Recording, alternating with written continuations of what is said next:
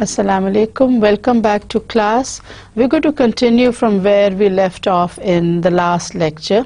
If you remember, we had started essay topics under the title of Popular Fallacies, and under this title Charles Lamb is discussing certain ideas, certain axioms that have been sort of taken for granted, and what he does is he explores each popular fallacy and he lays it bare for us. So if you go back to what I told you in the very beginning about the different types of essays, these essays are expository essays in the sense that Charles Lamb takes one particular issue and he exposes a certain aspect. Now, because he's dealing with popular fallacies, he takes an axiom, a saying, which has sort of become a part of our life, and which we start to learn from the time that we start learning and getting our formal education. So he takes an axiom and he explores different aspects, and he tries to show that this is not an axiom that can be taken at face value, but there are other aspects that have not been explored as yet.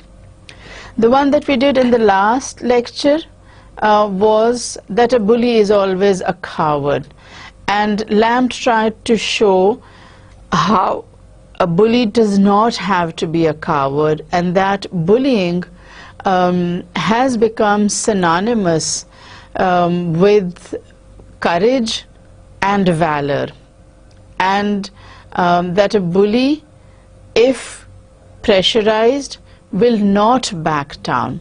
So let us see what Charles Lamb has in store for us in these popular fallacies that we will be dealing with today, and where Lamb takes one axiom or one popular saying and he tries to see whether it is true in present day context. Now you need to remember that whatever Lamb is writing, he is writing in the background of 18th century England. And I want you to keep this particularly in mind, because certain ideas that he discusses, you will find, are not only true of 18th century England, but they are as true of, let's say, contemporary Pakistani society as they can be of Victorian England or industrial England. So let us see what Lamb has in store for us today. So this popular fallacy is titled that ill-gotten gain never prospers. Now this is a topic that I know is of interest to students, to teachers, to the general public. It's not something that is restricted to any one section of society. It is an axiom that has been applicable throughout history, but Lamb deals with it from a very different aspect, a more realistic, a more factual reading he's going to give this particular saying. He says, the weakest part of mankind have this saying commonest in their mouth. Those who are weak, those who are poor, and by weakness he refers not only to physical weakness, but financial, moral, social weaknesses. So he says that this is a saying which you will hear most frequently, almost always, from those who are poor or those who are physically weak. You will not hear the rich and the socially, physically strong people saying that ill-gotten gain never prospers. So he says, it's the trite consolation administered to the easy dupe when he has been tricked out of his money or estate. So it's something that Lamb says is very easy to convince the poor of. Especially so when that poor individual has been tricked, has been conned into handing over his savings or his property, his estate, as Lamb calls it. So at that particular time, when he's feeling really angry and frustrated and grieved, this is what is told to him. You know, whoever, in other words, whoever has taken your money will not prosper. Lamb says that that is not true. It's not true in present day England, and that is 18th century. That the acquisition of it will do the owner no good. But the rogues of this world, the prudenter part of them at least, know better, and if the observation had been as true as it is old, would not have failed by this time to have discovered it. So let's go back to the previous slide. Lamb says that the rogues, the confidence tricksters, those who do bad deeds, those for whom there's no difference between what is mine and what is yours, those are the people who do not believe in this, because they are the ones who prosper. And Lamb says that if these rogues, if these bad and evil men had been convinced of this, they would not have resorted to underhand means to get control of other people's money, wealth, property. So this is something that is not believed by the rogues and the confidence tricksters. They have pretty sharp distinctions of the fluctuating and the permanent. Lightly come, lightly go is a proverb which they can very well afford to leave when they leave little else to the losers. Now, what Lamb is trying to do is to get into the mind of the rogue, the confidence trickster, and when he does get into the mind of such a person, he says that when this person has robbed a foolish person of his money or his property, he tells that foolish person, lightly come, lightly go, or as it would be expressed in contemporary terms, easy come, easy go. That is what the rogues and the vagabonds tell the people from whom they have taken the money. In other words, what they're saying is, you got this money by devious means. You cheated, you lied, you stole for this money, and therefore easy come, easy go. But that, Lamb says, is a proverb that is used by the rogues and the vagabonds, the confidence tricksters, the men who try to get money out of simple people by using devious means. They do not always find manners got by rapine or chicanery insensibly to melt away as the poets will have it, or that all gold glides, quite a tongue twister, all gold glides like thawing snow from the thief's hand that grasps it. So he builds up on this idea that he has presented of easy come, easy go, and he says that people who get money through devious means, they construct buildings out of it. They buy palaces, they buy huge estates, they buy property worth millions. And that property, those houses, those buildings, those palaces, they're still standing there. They do not disappear. So when you say that ill-gotten gain never prospers, what happens to all those buildings that are constructed out of ill-gotten gains? Do you think that those buildings disappear? No.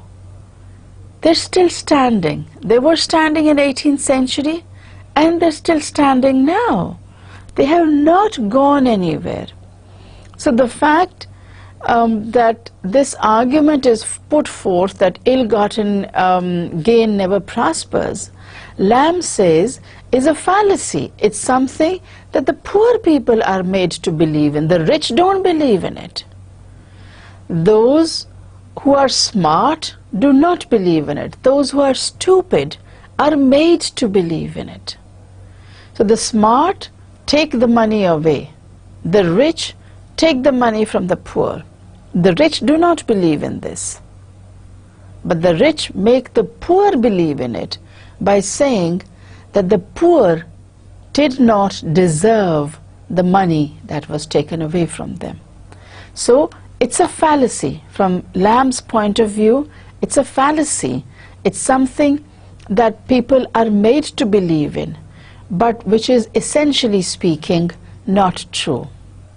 So this is something that needs to be emphasized, because Lamb believes that the poor, the simple, the physically weak need to wake up, need to realize that they are being exploited, that they are being used. Not until they realize the fact that they are being exploited will they be able to do anything for themselves. Church land alienated to lay uses was formally denounced to have this slippery quality, but some portions of it somehow always stuck so fast that the denunciators have been vain to postpone the prophecy of refundment to a late posterity. A little verbose, some big words, some difficult words have been used here by Lamb, but if you put them in the proper context, you'll see that it is not very difficult to understand. So what he says is that church land is one evidence. You know that the monasteries in the 15th and earlier centuries had a lot of land. The monasteries were very, very rich. So the church was very rich. But when Henry VIII of England decided to separate church from state, and he he decided to separate the church from Rome, the Church of England from Rome, and made himself the head of the Church of England. The one thing that he realized at that time was the amount of money, the amount of property, the amount of gold that the church possessed, and which all came to the state. So he says church land, when it was made a part of the state's property, and it was put to the use of the common people, it was thought that because it had not been taken through legal means, because it had not been bought, would not prosper anyone. But time has shown that that property, that wealth, when it was invested, it gave substantial returns, to the extent that the value of that property only increased. There was absolutely no decrease in the value of the property that had been snatched from the church and put to the use of the state and therefore the public. So people who go around promoting this fallacy that ill-gotten gain never prospers, they need to be confronted with these examples so that they realize that there are times when ill-gotten gain also prospers, and it's very, very rare that wealth that is not gotten through legal means does not increase. It's very rare that it doesn't increase. In the majority of cases, it keeps on increasing. Money makes money. So when you have wealth, you invest it, you make more money, you become wealthier, the value of your property rises, etc., etc. Now, this brings us on to another popular fallacy, and that is that a man must not laugh at his own jest. And this is a fallacy that Lamb is also going to expose, like the previous one, and he's going to show us how it is implausible. It's something that cannot be put into practice, and the examples that he gives will make you realize how true that is. He says the severest exaction surely invented upon the self, that is denial of poor human nature. This is to expect a gentleman to give a treat without partaking of it, to sit insurient at his own table and commend the flavor of his venison upon the absurd strength of his never touching it himself. Strange ideas Lamb comes up with, and this one is as strange as the one that preceded. He says, to believe and practice the fallacy that a man must not laugh at his own jest is like a gentleman who invites people to dine at his house and then sits at the table and says, yes, you must eat this, it's delicious, you must try a bit of that, that soup has a particularly pungent flavor. And all the time he is not eating anything at all. Now how would that look? Yes, there are people who in an attempt to seem more hospitable than other people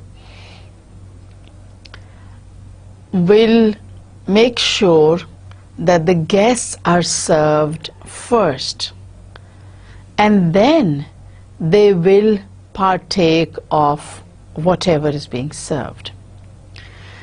But the situation that Lamb is describing is one where everyone is sitting at the table, at the dinner table, the guests are eating, and the host is just sitting there commenting on the food and saying, yes, this is delicious. I know this one is very good. And this dish has been made especially today. It's fresh from the oven. And it wasn't here in the morning. And this particular soup has a delicious flavor. And all the time, he is sitting there with an empty plate. So Lamb says that such a situation would be ridiculous, because unless the host also eats the same, or as the term that Lamb uses is, unless he partakes of it, unless he consumes it also, how can he say for sure that such and such a thing tastes delicious? So a man who cannot laugh at his own jest, at his own joke, is like a man who invites people to dine with him and then sits there without eating anything, at the same time recommending all the dishes that have been put on the dining table. So a rather silly situation. On the contrary, we love to see a wag taste his own joke to his party, to watch a quirk or a merry conceit flickering upon the lips some seconds before the tongue is delivered of it. If it be good, fresh and racy, begotten of the occasion, if he that utters it never thought it before, he is naturally the first to be tickled with it, and any suppression of such complacence we hold to be churlish and insulting. So Lamb believes that a comedian or a person who is telling a joke must be aware of the impact that the joke is going to have on the audience. If the jester, if the comedian does not enjoy his own joke, there is no way that the audience, the listeners, the spectators are going to enjoy it. So from Lamb's point of view, it is a must that the audience be a party to the joke, but that the joker, the jester, the comedian enjoy the joke. So he says, from the point of view of the audience, he says that the best possible feeling is when you look at a person seconds before he delivers that joke, and you see that smile or that quirk or that twisting of the lips that shows that this is something that is spontaneous, and yet the person who is relating the joke enjoys it as much as he expects his audience to enjoy it. So what he is trying to say here is that it is absolutely necessary for the person relating the joke to appreciate the humor. He must himself be able to laugh at his joke. If he doesn't find it funny, if he doesn't see the humor in it, how is he going to make other people laugh? What does it seem to imply? But that your company is weak or foolish enough to be moved by an image or a fancy that shall stir you not at all, or but faintly. So he says, when you say that I don't find it funny, but you're going to find it funny, there is going to be a sort of barrier that comes up, and which is going to prevent the audience from laughing.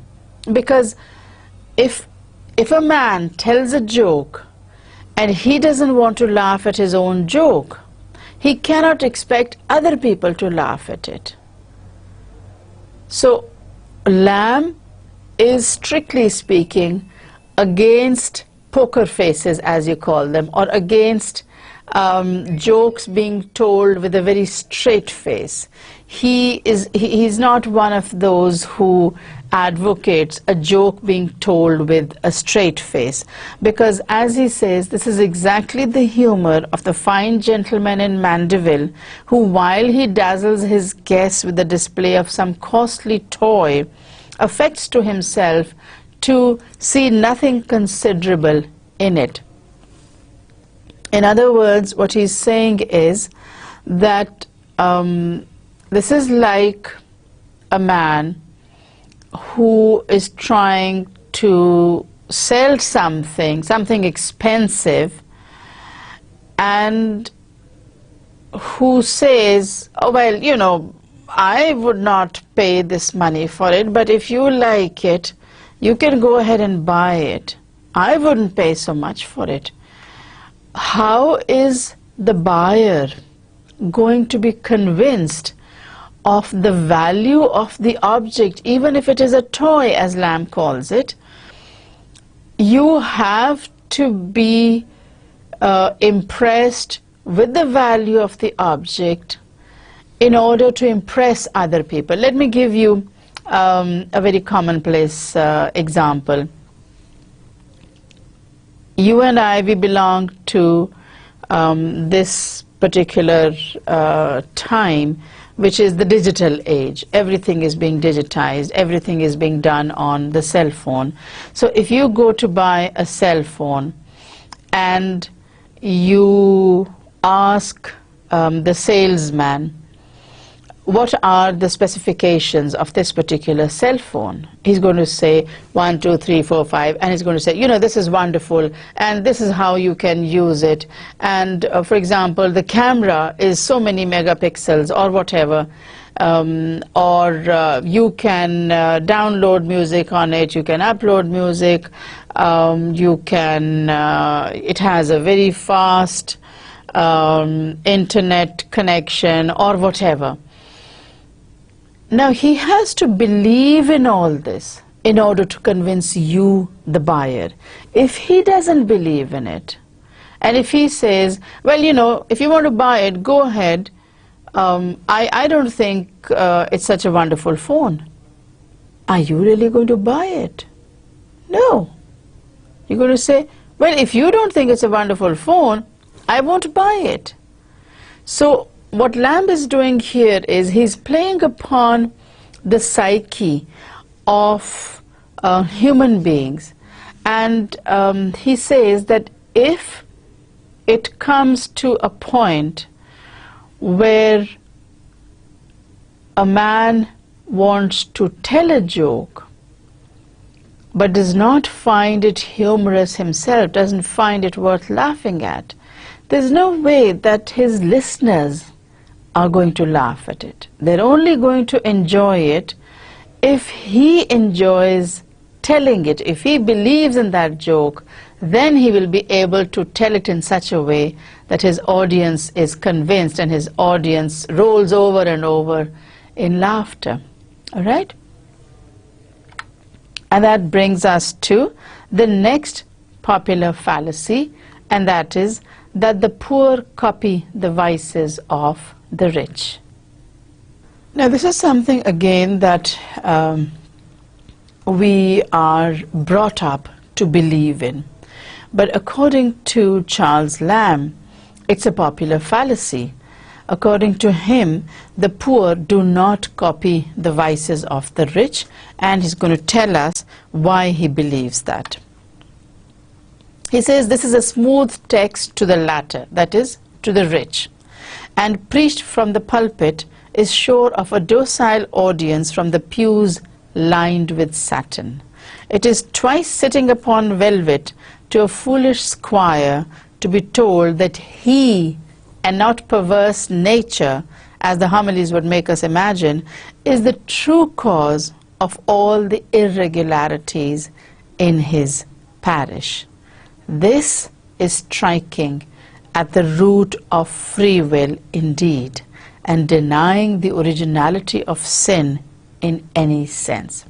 Look at the way that Lamb exposes this entire fallacy, as he calls it. He says that the poor copy the vices of the rich is a text that is preached to the rich. It's a text that forms a part of the sermon that the priest delivers. But look at the people that he is delivering the sermon to. It's not the poor, it's the rich, because the pews are lined with satin. They're very comfortable places. Pews in churches generally are made of solid wood and rather uncomfortable places to sit in. So pews lined with satin would be very comfortable pews, and obviously reserved for the gentry, reserved for the rich of the society. So if your audience is docile, you can preach this text, but you have to convince the rich that their vices will be followed by the poor. Because if you tell a gentleman that it is because of him that the other people in his community are corrupt, are bad, are evil, it's going to be very difficult to make that one individual believe that is not in the nature of those evil people, but that he is responsible for making them evil. So this, he says, is striking at the root of free will. The concept of free will that has been given to man, that has been promised to man, is severely compromised when you say that our rulers are to be blamed for our being corrupt, that those who are in power, the squire in this particular case, is the one who is to be blamed if we are corrupt and if we are bad and evil. So according to Lamb, this is striking at the root of free will. That means that the poor cannot think for themselves, that all their thinking and all their planning is done by the rich, and the poor do not have minds of their own. But men are not such implicit sheep as this comes to. This fallacy that the poor copy the vices of the rich, Lamb says, would perhaps convince simple sheep, human beings who have the ability to think and plan, will not believe it. If the abstinence from evil on the part of the upper classes is to derive itself from no higher principle than the apprehension of setting ill patterns to the lower, we beg leave to discharge them from all squeamishness on that score. They may even take their fill of pleasures where they can find them. So, if this is what you're going to make the rich people believe, they are not going to be convinced that they need to change their ways. As he says, if this is the only incentive you're going to provide for the rich people, they're not going to change their ways. They're not going to do away with their corrupt practices only because it sets a bad example for the poor people. They're just not going to do it. They're going to continue with whatever evil practices they have, whatever vices they indulge into. They're not going. This is not an argument that is convincing enough to make a rich man change his ways or improve his ways. The genius of poverty, hampered and straitened as it is not so barren of invention, but it can trade upon the staple of its own vice without drawing upon their capital. the poor are not quite such servile imitators as they take them for. Some of them are very clever artists in their way. Here and there we find an original who taught the poor to steal, to pilfer. So what Lamb is trying to say is that people are poor not because they are evil, but they are poor because A, they have not been, that they are not hardworking, B, they don't have initiative, they do not plan, and there are a host of other reasons. So if you say that the poor people are going to imitate the vices of the rich, how are they going to do that? The rich can afford to indulge themselves into vices because they have the money. The poor people who don't have the money, how are they ever going to be able to copy the rich? Not having the funds for it, not having the money for it, how will they copy the rich? That, according to Lamb, is a fallacy. And he says the poor are not quite such servile imitators as they take them for. They're not going to copy everything. They know what is good for them and what is not. They know what they can afford and what they cannot. So they're not like sheep. They're not like vegetables. They can think for themselves. They are animals, but they are animals who can think and plan for themselves. So they're not going to follow blindly whatever the rich are doing. Some of them are very clever artists in their way. So some of them are rather smart, and they are able to think and to plan for themselves. And in any case, he says, the rich did not teach the poor to steal and to pilfer. The rich did not teach the poor to take money or take property that is not theirs, that doesn't belong to them. This is a claim that cannot be made. They did not go to the great for schoolmasters in their faculties. Surely it is well if in some vices they allow us to be no copyists. In no other sense is it true that the poor copy them than as servants may be said to take after their masters and mistresses when they succeed to their reversionary cold meats. If the master from indisposition or some other cause neglect his food, the servant dines notwithstanding. And here Lamb gives an example that is that's quite convincing. And he says that the poor do not go to the rich to get lessons on how to steal and how to take something that does not legally belong to them. He says that saying that the poor copy the vices of the rich is like saying that servants copy their masters and mistresses. And he gives the example of the master or mistress of the household perhaps not eating. You know, maybe he's not feeling well, maybe he has already dined, so he says, I'm not going to have anything now. Does that mean that the servant also goes hungry? No. Lamb says that servants do not take after their masters or mistresses.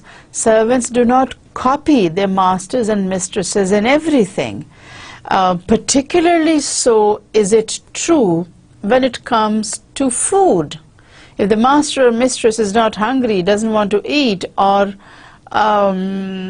needs to go out for lunch or for dinner, that doesn't mean that the servant also goes out for lunch or dinner. That doesn't mean that the servant also does not eat because the master or mistress is not eating in the house, so the servant goes hungry. According to Lamb, it is silly to believe in any such thing. Oh, but the force of example is great. And then he gives an example which is quite convincing. And he says, we knew a lady who was so scrupulous on this head that she would put up with the calls of the most impertinent visitor rather than let her servant say she was not at home for fear of teaching her maid to tell an untruth. And we're going to discuss this, the rest of this sentence also, but let's deal with this part.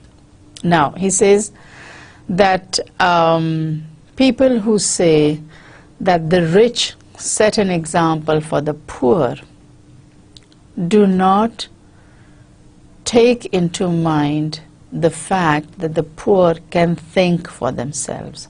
And the example that he brings here is that of a lady who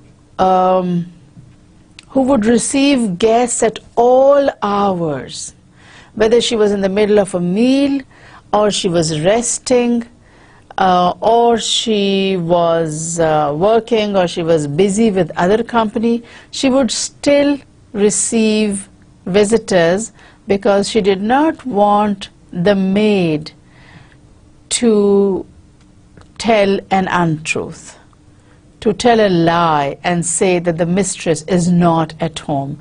So what she was trying to do was set an example for the maid. But what is the maid like? Let us see. And in the very face of the fact which she knew well enough that the wench was one of the greatest liars upon the earth without teaching, so much so that her mistress probably never heard 2 words of consecutive truth from her in her life. But nature must go for nothing. Example must be everything. So the fact of the matter is that this servant, to whom the lady does not want to set a wrong example, was known to be one of the greatest liars on the face of the earth, to the extent that the lady had never heard, and Lamb here of course exaggerates a little, had never heard 2 words of truth from this maid. So this maid was a liar. She was a born liar. There was no way that the lady could teach her to lie. She was already perfected in the art of lying. So people who say that the poor copy the vices of the rich, here's the lady who is trying to set an example that the truth must be told at all costs. And here is this maid who is lying regardless of what her situation may be, regardless of the kind of example that she sees in front of her. So this is a fallacy, that the poor copy the vices of the rich. This liar in grain who never opened her mouth without a lie, and Lamb goes on with the same maid and the lady who did not want to set the example of lying. This liar in grain, and Lamb uses the term in grain, that is, this born liar who never opened her mouth without a lie must be guarded against a remote inference which she might possibly draw from a form of words that under some circumstances a fib might not be so exceedingly sinful. A fiction, too, not at all in her own way, or one that she could be suspected of adopting, for few servant wenches cared to be denied to visitors. So, you know, this lady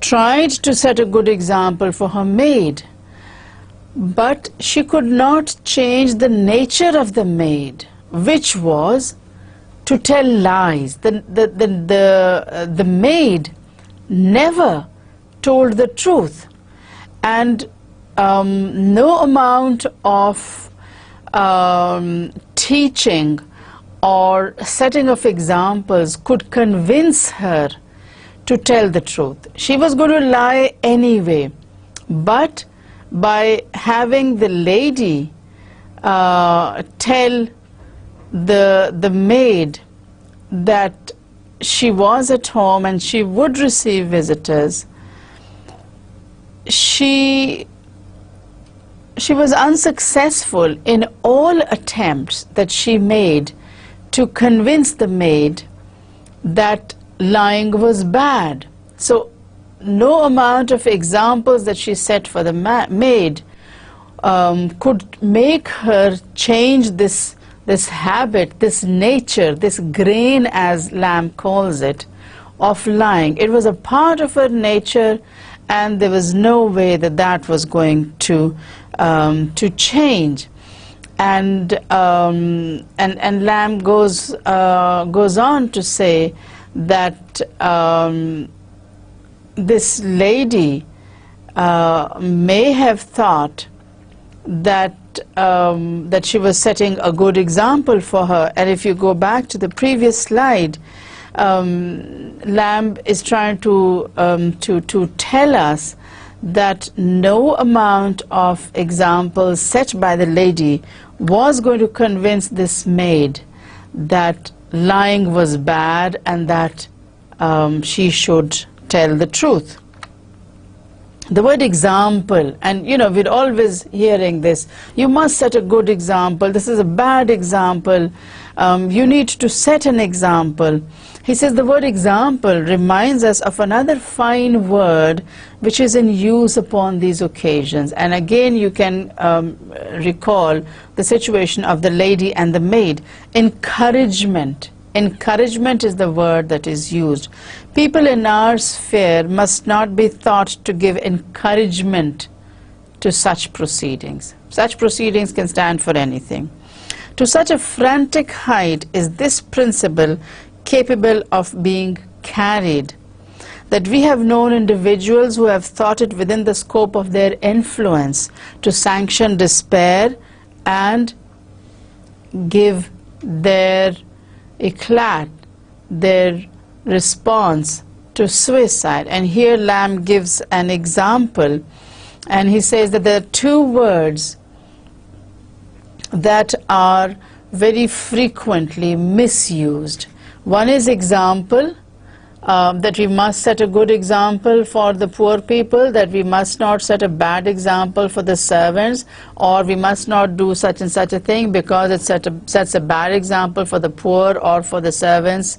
And the other word that is very often misused is the word encouragement. And it is very frequently said that we must not encourage people to do this. And this word, according to Lamb, is misused, and he gives you an example of how it is misused. A domestic in the family of a county member lately deceased, for love or some unknown cause, cut his throat, but not successfully. So Lamb gives the example of this servant who tried to commit suicide. Lamb says, I don't know the exact reason. Maybe he was disappointed in love, maybe he had financial problems, whatever. The mode of suicide that he took was of cutting his throat. But he was not successful, and he survived. Now, because he was poor, the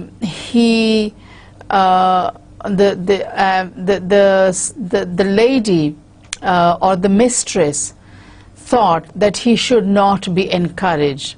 So the poor fellow, who was much loved otherwise and respected, a lot of influence was used to ensure that he continued to be employed by the lady, because he had survived. You know, he didn't die, although he did try to commit suicide.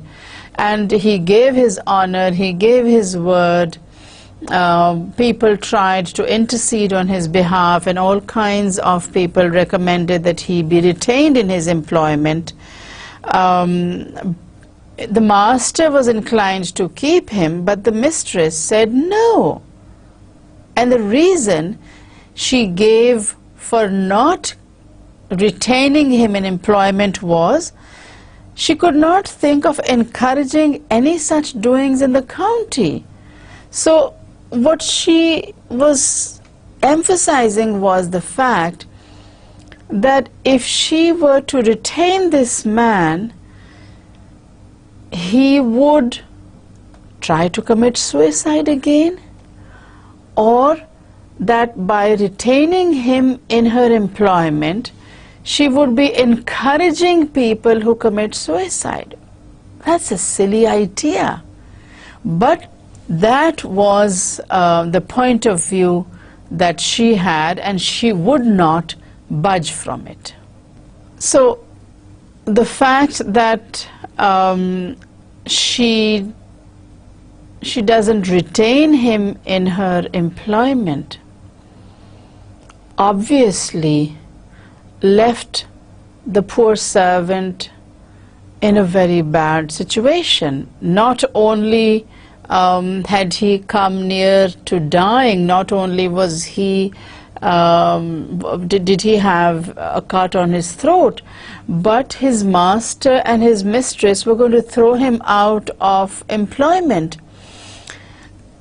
And the mistress never once thought that if she were to discontinue employing him in her household,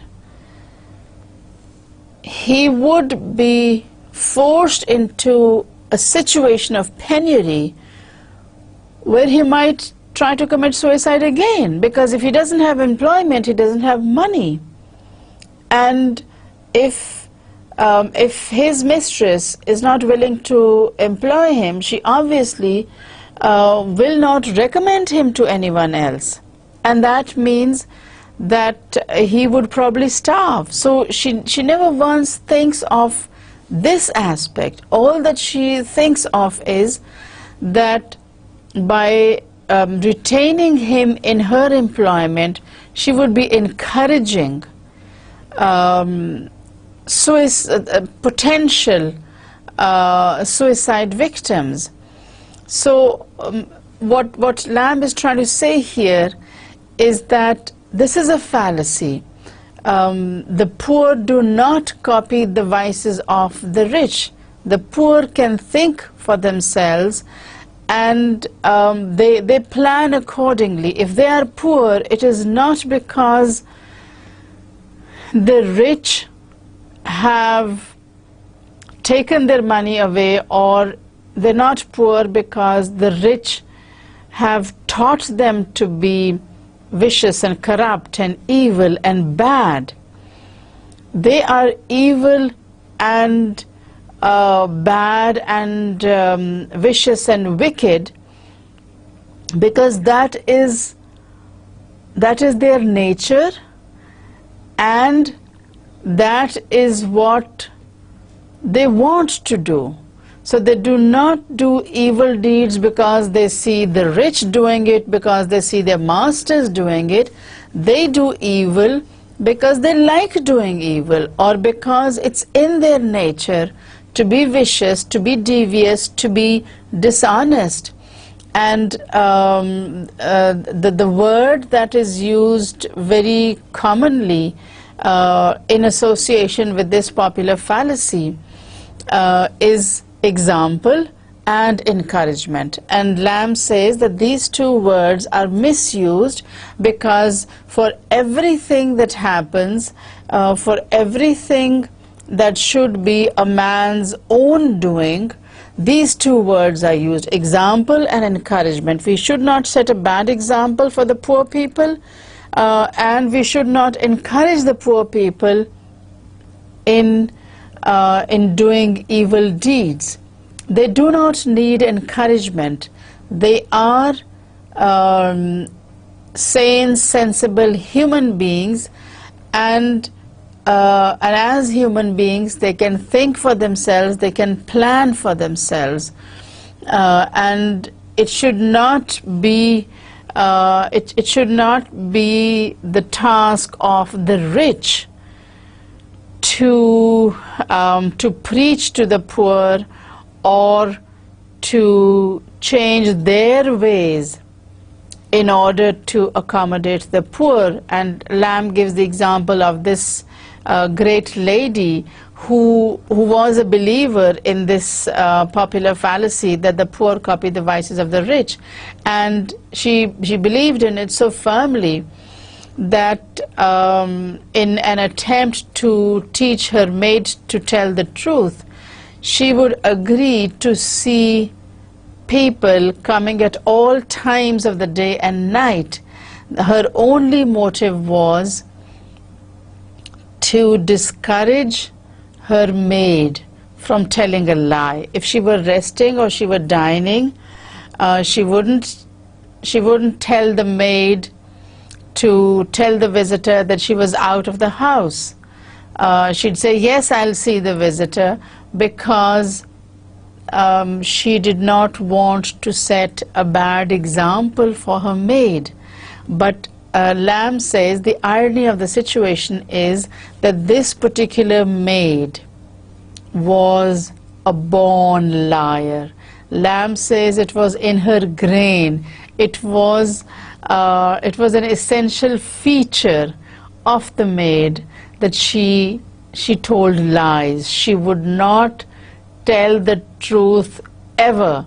And that was not anything that she had learned from her mistress, because the mistress was very, very honest. The mistress did not encourage her to tell lies. The mistress was truthful all the time. So that's one example that Lamb gives. And he says the other word that is very frequently used in conjunction with the fallacy that the poor copy the vices of the rich is the word encouragement. We must not encourage the poor to indulge in vices. We must not encourage the poor to tell lies. We must not encourage our servants to do evil deeds. So these two words, example and encourage, Lamb says, are words which are very frequently used to prove the fallacy that the poor copy the vices of the rich. And he says that some people carry it so far that there was this one lady whose servant tried to commit suicide by cutting his throat. He had some problems, whether they were financial problems or problems of the heart, Lamb doesn't say, but he says due to some reason he tried to commit suicide. Obviously he must have been desperate. Trying to commit suicide by cutting your throat is a very, very painful way of courting death. So in this despair, he cannot see any light, he can't see any hope, and therefore he tries to commit suicide by cutting his throat. Now the suicide is not successful, the man survives, the servant survives, and because he is still living, he wants to retain this position in the household. And he's good, he's a hard worker, he's loved by the entire household. And the master of the household says, fine, we'll retain you. But the mistress comes up and she says, no, we cannot have this man in our household because it would encourage other people to commit suicide. What a thing to say. But Lamb says that this lady stuck to this statement, and she would not re-employ this man who was already at the end of his at the end of his thinking. He just couldn't he just couldn't bear anymore. His patience had run out, and he was desperate to get out of this situation. So desperate was he that he was even willing to cut his throat. And yet, when he survives, instead of retaining him in her employment, the great lady said that she didn't want to encourage such behavior, and so the man would have to go. And Lamb says that you can just imagine the situation of this man who not only has a wounded throat, but who has also been thrown out of his job. How much his despair would increase at this news was something that never occurred to the lady. So the saying that the poor copy the vices of the rich, Lamb says, is a fallacy, and it must be treated as a fallacy, because if we believe in it, we will have to believe in so many other things. We will have to believe that the poor cannot think for themselves, and whether a man is rich or poor, he is still a man. He is a human being with the power to think and plan for himself. And if we say that the poor copy the vices of the rich, then we are taking something away from the poor people, and we're not even allowing them the ability, the faculty to think for themselves. That is all for today. We have a couple of lectures left, and then we are going to be coming to the end of this module, and I hope that you will be prepared for the exam that you're going to have at the end of the module, and you'll do very well in it. So thank you once again, and Allah Hafiz.